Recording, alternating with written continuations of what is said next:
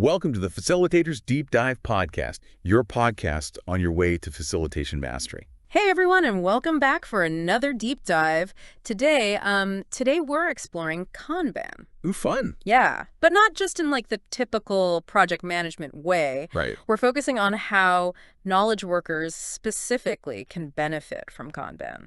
Yeah, that's interesting because people usually think of Kanban for like manufacturing and stuff, right? Right, exactly. But it's really powerful for anyone who works with ideas and, creative output, which describes so much of what we do these days. Absolutely. And we've got some great source material to guide us today. Oh, cool. Yeah, we'll be diving into excerpts from this book called Kanban in der IT, eine Kultur der kontinuierlichen Verbesserung. Wow, that's a mouthful. It is. And for those who don't speak German, Yeah. that translates to Kanban in IT, a culture of continuous improvement. Okay, I like that. Yeah. One thing that really jumped out at me in this book was just how they use such vivid examples Cool. to explain the concepts. Like, they open with a scene from Charlie Chaplin's Modern Times. Oh, yeah. You know that iconic factory scene where the boss is just yelling, "Speed up the assembly line." Oh, yeah. I know exactly what you're talking It's about. so frantic, right? Oh, totally. And, that feeling definitely resonates with knowledge workers too, even though the work itself is very different. Yeah. That pressure to do more faster, it hasn't really changed. Yeah. It's like a constant state of being for a lot of us. It really is. And the book emphasizes that the challenge isn't just working harder. Right. It's working smarter. And they have this great quote from Peter Drucker Okay. that they highlight. And it says, the greatest contribution to productivity and knowledge work is to do what does not have to be done at all. Hurrah. Right. Deep. I think the book's so true. Yeah. And it's all about prioritizing what truly matters. Absolutely. And the book has this fantastic story that kind of perfectly illustrates this. Oh, I love a good story. Okay, so picture this. A Kanban seminar All right. is interrupted by a fire alarm. No. I know, right? So everyone has to scramble out of the building. Yeah. And ends up crammed into a nearby coffee shop. Oh, man. I can imagine the chaos. Total chaos, right? Yeah. Long lines, grumpy people. Yeah, I bet. But here's where it gets interesting. Okay. The baristas, faced with this sudden influx of orders, instinctively started using Kanban principles. Oh, really? Yeah, so they focused on the biggest bottleneck, which was the coffee machine, Of course. and created a visual cue All right. to manage all those orders coming in. Okay. So it's like a real-life example of Kanban in action, even if they didn't even realize it. That's a great example. Yeah, and it really illustrates those core principles. Which are? Starting with your existing process, Okay. making the work visible, Right. and limiting how much is in progress at once Okay. to keep things flowing smoothly. Yeah, like that coffee cue. Exactly. And that brings us to one of the key visual tools of Kanban, Uh-huh. the Kanban board. Okay. And it's not just a to-do list, right? There's a real art to setting one up effectively. Absolutely. Think of it as a way to really visualize your entire workflow. Okay. It usually has columns for different stages of work. Like to do in progress, done, for example. Exactly. And you can add those swim lanes, right? Yes. To categorize different types of work, like urgent, long-term, things like that. Yes, exactly. And that visual separation really helps teams see what they're dealing with. Yeah. And the book actually talks about some really clever variations. Oh, like what? Like you can split a column Oh, interesting. to represent subtasks. Okay. So for example, let's say your development column is split into coding and testing. Oh, okay. So if you see a bunch of work piling up in that testing section, you immediately know that's where the bottleneck is. Oh, that's so smart. Right. It's about making the invisible visible. So you can actually see where things get stuck. I like that. And one of the most powerful concepts the book talks about for managing this is work in progress limits, or WAT limits for short. Okay. So it's basically limiting how many tasks are in progress at any given time, Okay. which sounds counterintuitive. It does. But it actually speeds up the overall workflow. It does. It's kind of wild, right? It is. Yeah. It's like, think of it like trying to pour a whole pitcher of water into a funnel at once. Okay. It doesn't make it go faster. It just creates a mess. Right. Focusing on one task at a time actually helps that whole process move faster. Oh, that's a great analogy. It makes sense, right? It does, yeah. Yeah. But wouldn't you risk forgetting about important tasks if you limit what's in progress? That's a good point. Yep. That's where good prioritization comes in. Okay. And actually, the book shares this funny anecdote Oh, I love those. about a team who discovered a task Okay. that was sitting in their backlog for 3 years, Oh my gosh. marked high priority. Oh no. Clearly something wasn't working there. Yeah, that's a pretty strong argument for WIP limits. I think so. Okay, so we're making work visible, we're limiting what's in progress, Right? but how do we decide which tasks to actually work on? Well, that's where these things called service classes come in, Okay. which is another key concept in Kanban. Okay. It helps you categorize work based on urgency and impact, Got it. to make sure that the most important stuff gets tackled first. So tell me more about these service classes. How many are there and how do they work? So the book describes 4 main service classes. Okay. You have expedite, fixed date, standard, and intangible cost. Okay, so expedite, I'm assuming that's for like those drop everything and do this now tasks? Exactly like those critical bugs. Yeah. Or like urgent client requests. Okay, that makes sense. Then you have fixed date, which is for any work with a non-negotiable deadline. So like a presentation for a big conference. Exactly. Okay, and I'm assuming standard is for just like the standard flow of work? Yeah, pretty much. Okay. And then finally you have intangible cost, which is for all those tasks that are important but not urgent. Oh yeah, the ones we always put off. Exactly. They can easily get pushed aside, Mm-hmm. but they are really important for the long term. Like process improvements or professional development? Yes, exactly. Okay, so how do you actually decide which service class a task belongs to? Yeah, that's a good question. It does involve some judgment, Okay. but the book does provide some helpful guidelines based on things like Okay. the source of the work, the size of the task, and the expected outcome. Okay. I'm starting to see how all these pieces fit together. Mm-hmm. You visualize the workflow, you limit work in progress, and you use these service classes to prioritize what needs to get done. It is a system. Yeah, but is there any way to actually measure how well it's all working? Yes. Metrics are important in Kanban too, Yeah, okay. but it's not about those vanity metrics. What do you mean by that? Those measurements that look good but don't actually tell you much. Oh, yeah, like obsessing over how many bugs are fixed without considering how severe they were. Exactly. It's about measuring what truly matters. So maybe instead of just counting bugs, you could track how long it takes to resolve them on average, Okay. or what percentage are fixed within a certain time frame. Right. So you get some real insight. Exactly. Yeah. It's about making data-driven decisions. Makes total sense, but it's not just about the numbers, right? Right. There's also this emphasis on continuous improvement, that Kaizen philosophy. Oh, absolutely. Yeah. Kanban isn't a one-time fix. Right. It's an ongoing process of learning and adapting. So it's not about setting up a system and then forgetting about it. Not at all. Yeah. It's about regularly reviewing how things are working, Okay. identifying bottlenecks, and making adjustments to optimize that flow of work. I'm really curious about how that works in practice. Yeah. Do you have any examples of teams who have successfully implemented this? I do. Yeah. Actually, the book has this really fascinating story about a company who was initially really hesitant Oh, why? to adopt Kanban Okay. because they were worried about making all their problems visible to everyone. Yeah, I can understand that it can feel kind of vulnerable. It does, yeah. So what ended up happening was Yeah.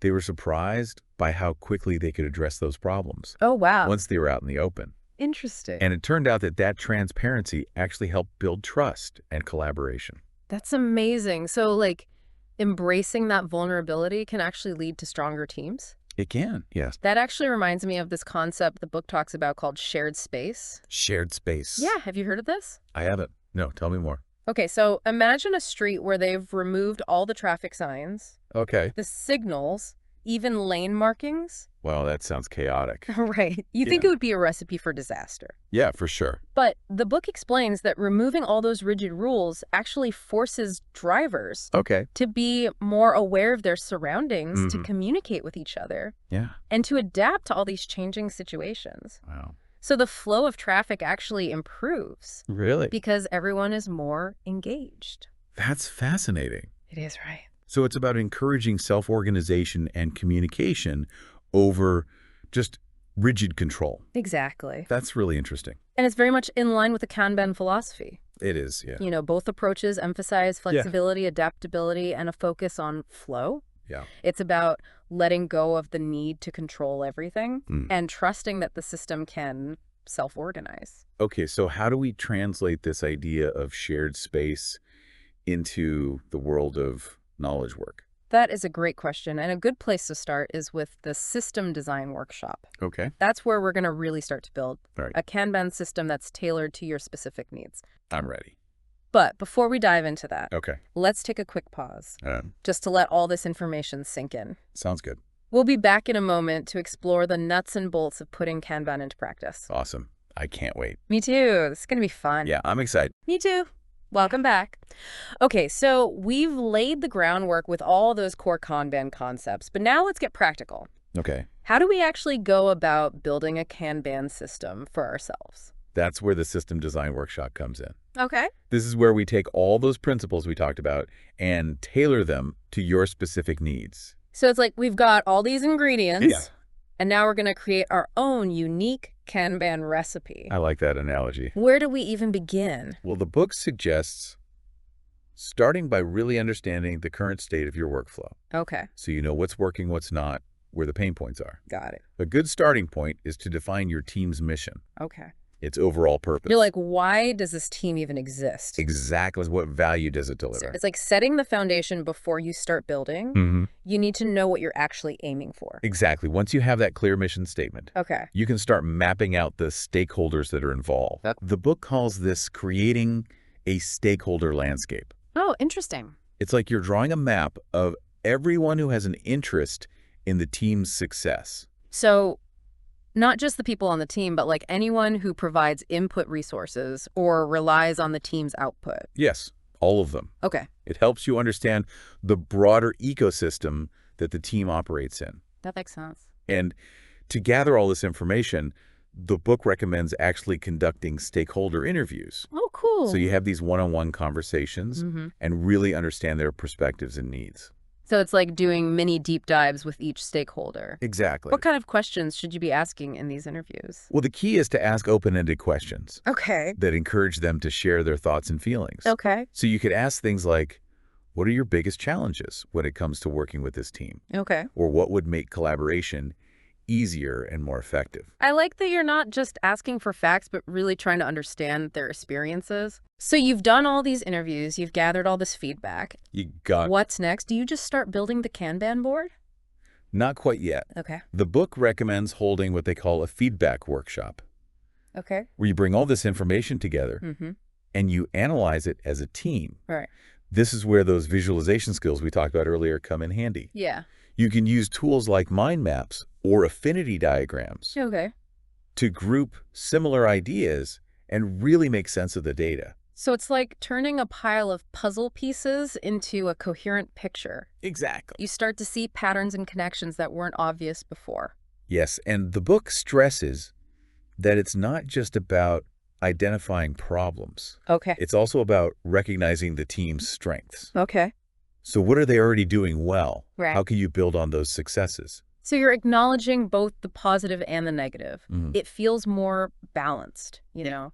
It's Less like you're just focusing on what's broken. Okay, I'm ready to start building the actual Kanban board now. All right, let's do it. Where do we begin?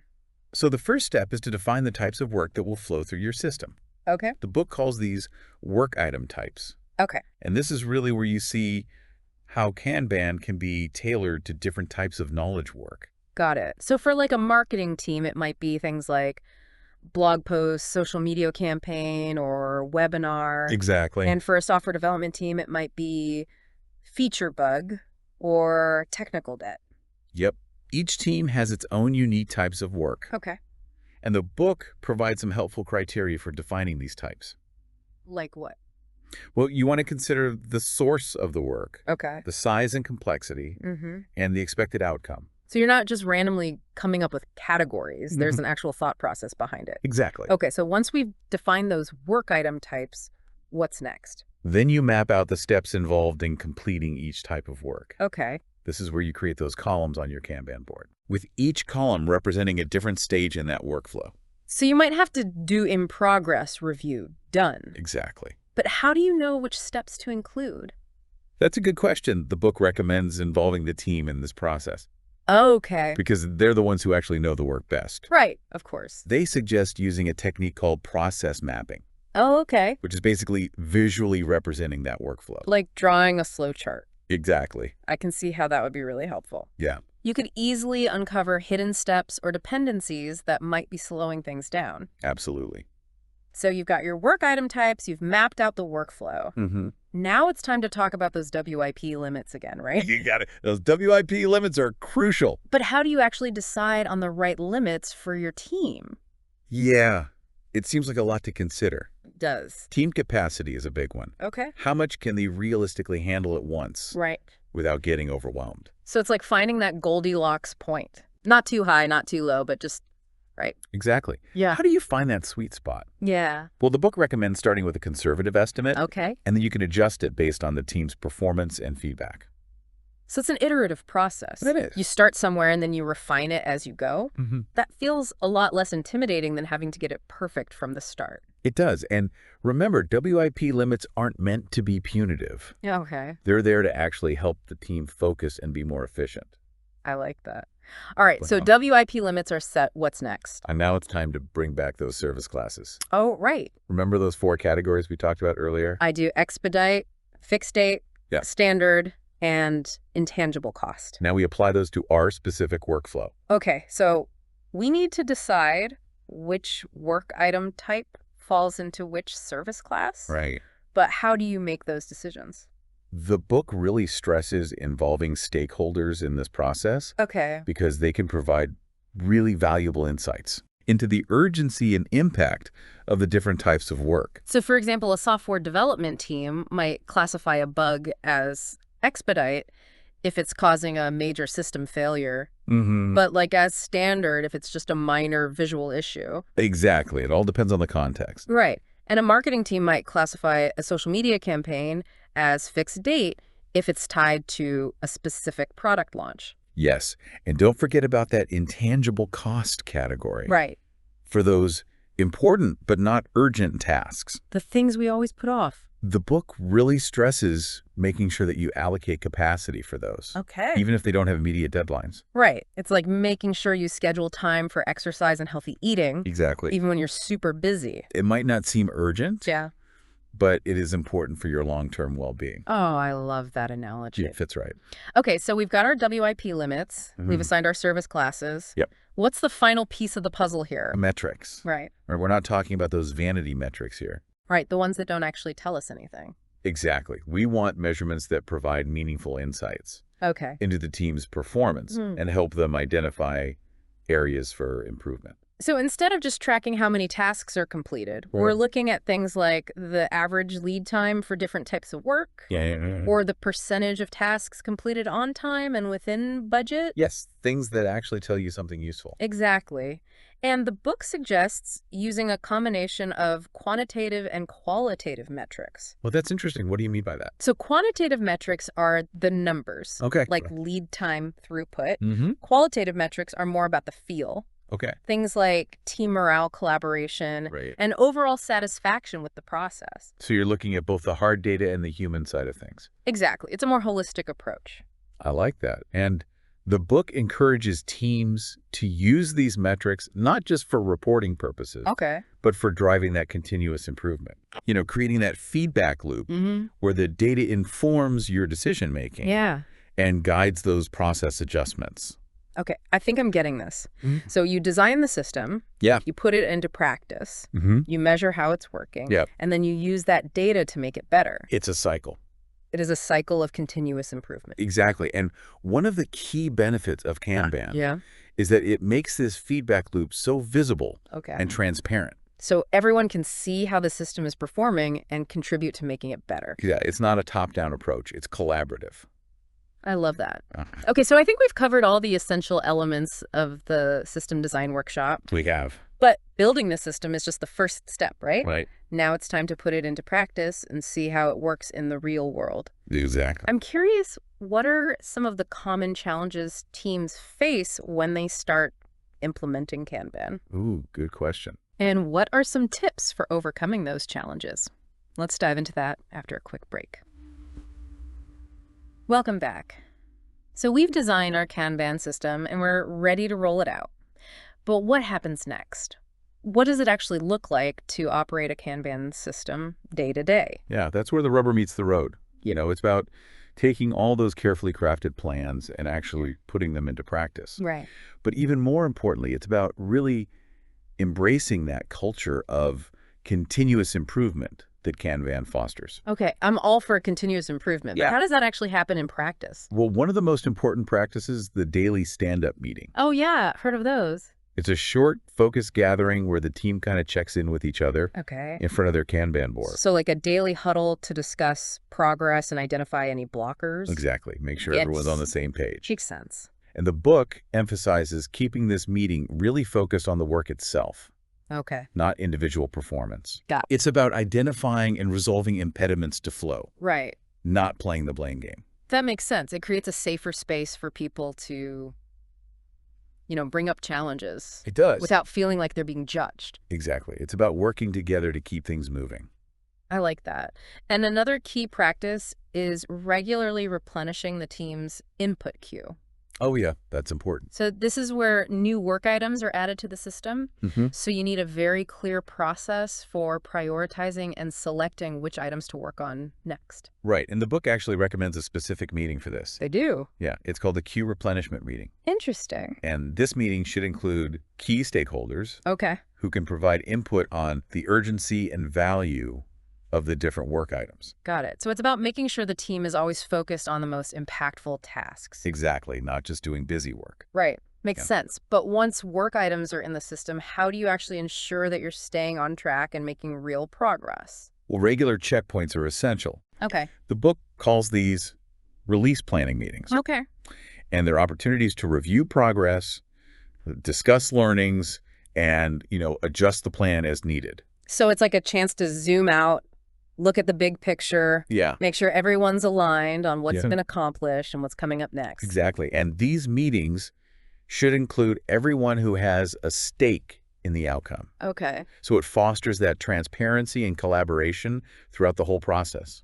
I'm really seeing how all of this ties back to that Kaizen philosophy we talked about. It's It's like looked- built into the system. It is. And remember, Kaizen is about those small incremental improvements over time. Right. Kanban provides a really great framework for doing just that. Yeah. By visualizing the workflow, tracking the metrics, having these regular feedback loops, you're constantly identifying those areas where you can tweak and optimize. It's fine-tuning an engine. Exactly. Yeah. And one of the tools that the book highlights for facilitating this continuous improvement is the team retrospective. Oh, yeah. Those are great. So it's a dedicated meeting where the team reflects on their work, identifies what went well, what could be improved, and then creates action items to address those areas. Exactly. It's like taking a pause and saying, okay, how did that go? What did we learn? How can we do it better next time? Yeah, and the book really emphasizes that retrospectives should be solution-focused, Yes. not blame-focused. It's not about pointing fingers. Right. It's about creating a safe space for open and honest feedback. Yeah, it's about learning from your mistakes and using those learnings to get better. Exactly. And this continuous improvement mindset benefits not just the team, but the whole organization. Right. It helps to create a culture of learning, innovation, and customer focus. It's not just about doing things faster, it's about doing them better. Precisely. And one thing that really struck me about this book Yeah. was its emphasis on the human side of Kanban. Okay. It's not just about the processes and metrics. Right. It's about creating an environment where people feel valued, respected, and empowered. Yes. At the end of the day, it's people who do the work, right? Yes. Their Yeah. engagement and motivation are so crucial for success. Absolutely. And Kanban implemented effectively helps foster that culture of collaboration, trust, and continuous improvement. It's about working smarter, not harder. Yeah. And finding joy in that process of learning and growing. I love that. Me too. Yeah. So if someone is listening to this thinking, okay, Kanban sounds great, but I have no idea where to begin, what would you tell them? Well, I would encourage them to start by diving deeper into the resources that we've discussed today, Okay. especially that book, Kanban, Endure IT. Mm-hmm. Experiment with the principles. Start small, Right. maybe even just with your own personal to-do list. Okay. And remember, it's not about achieving perfection overnight. Right. It's about embracing that journey of continuous improvement. That's great advice. Start small, iterate, keep learning. Mm-hmm. And most importantly, don't be afraid to experiment Yeah. and find what works best for you. Well, I think this has been a truly insightful deep dive into Kanban for knowledge workers. It has been fun. It has. Thank you so much for sharing your expertise with us today. It's been my pleasure. I always enjoy exploring these topics and seeing how they can be applied to improve our work and our lives. Absolutely. And to our listeners, thank you so much for joining us on this journey. We hope you gained some valuable insights today and feel inspired to try out some of these techniques for yourselves. See you next time on the Facilitators Deep Dive Podcast, your podcast on your way to facilitation mastery. Until next time. See you then.